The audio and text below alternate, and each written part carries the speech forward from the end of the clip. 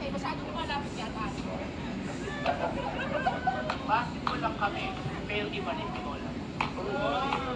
Sige, sa ulit pagkakataon para malinawan lahat. Kayo,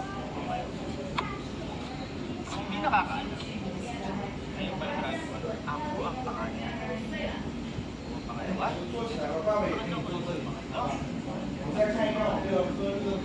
Ngayon tatanungin kita dito. Ano yan? Ngayon, tatanungin kita. Malinaw at klaro. May gusto mo ba sa akin?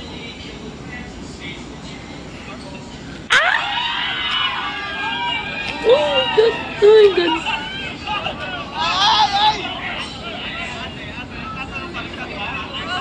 Yeah. Ano yung kotse na yun? Paghanga pala, di dapat meron ka naging recruiting. Ikaw, may gusto ka ba niya? Hinahangan. Saan mo hinahanga to? Hakal to! Kahit anong hinahanga mo dito? Siya kasi editor ni Sir. O, ano nakakahanga doon? Ang dami naman kayo mag-edit dito. Tama. May point ate. Paghanga, Tama. sa araw na to, walang pakakang mangyayari. Sino ang tututol, tatanggalan ko ng mana? Sino ang tututol? Ha? Wala.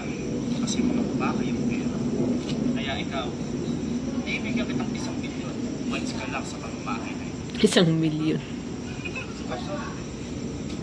At para mabigyan ka ng leksyon, Lola ni Guro, bakit Lola ni Guro? Dahil ito ang bibigay sa iyo. Karapatang edukasyon para sa Panginoon. Ayaw mo lamang. Tapuin.